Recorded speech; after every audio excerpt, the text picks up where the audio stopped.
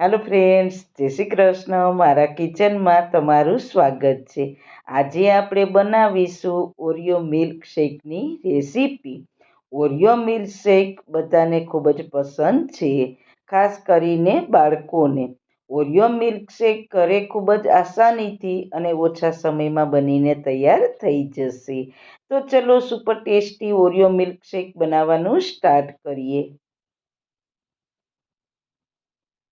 Recipe start કર્યા પહેલા જો તમને મારી રેસીપી ગમતી હોય ને હજુ સુધી ચેનલને સબસ્ક્રાઇબ ન કરી હોય તો પ્લીઝ સબસ્ક્રાઇબ કરજો અને બાજુમાં આપેલ બેલ આઇકન પ્રેસ કરજો એટલે નવી નવી રેસીપીના નોટિફિકેશન મળતા રહે.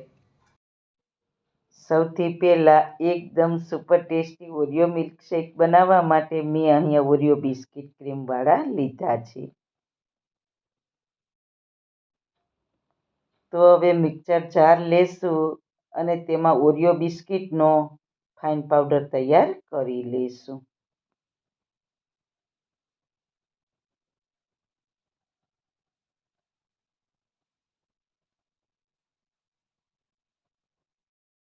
તો તમે જોઈ શકો છો એકદમ સરસ ઓરિયો બિસ્કિટનું ફાઇન પાવડર તૈયાર થઈ ગયો છે. તેમાંથી આપણે 1 ચમચી પાવડર એક બાઉલમાં અલગ લઈ લઈશું. તેનો આપણે છેલ્લે ગાર્નિશમાં ઉપયોગ કરીશું અને સાથે શેક એકદમ સરસ થીક પણ થશે. હવે મિક્સર જારમાં 1 કપ દૂધ નાખીશું. દૂધને મેં ગરમ કરીને ઠંડુ કરી લીધું છે. 2 ચમચી વેનીલા આઈસ્ક્રીમ નાખીશું.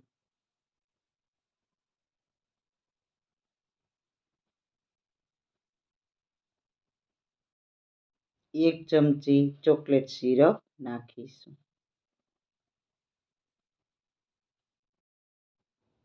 4 આઈસના ટુકડા નાખીને ઓરિયો મિલ્કશેક તૈયાર કરી લઈશું.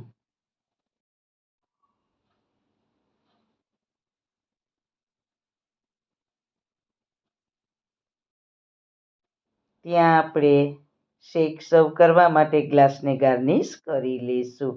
તો બધી બાજુ ચોકલેટ સિરપ લગાવી દઈશું. આ રીતના લગાવીશું.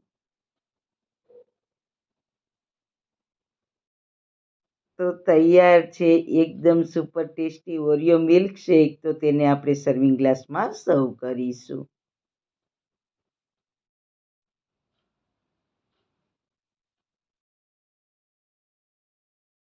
ઉપરથી આપણે બિસ્કિટનો જે પાવડર રાખ્યો હતો તેનાથી ગાર્નિશ કરી લઈએ. તો આ દેખાવમાં ખૂબ જ સુંદર લાગે છે અને સાથે તેનો ટેસ્ટ પણ લાજવાબ આવે છે અને સાથે શેકની થિકનેસ પણ સરસ આવી જશે. ઉપરથી એક ઓરિયો બિસ્કિટ રાખીશું.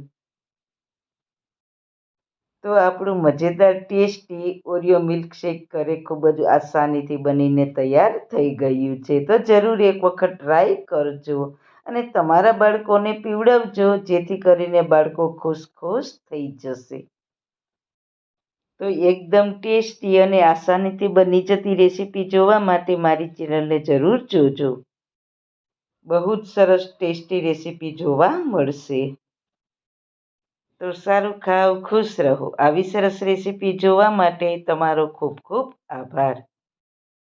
મારી રેસીપીને લાઈક કરજો, શેર કરજો, મારી ચેનલને સબસ્ક્રાઈબ કરજો. ફરી મળીશું નવી રેસીપી સાથે.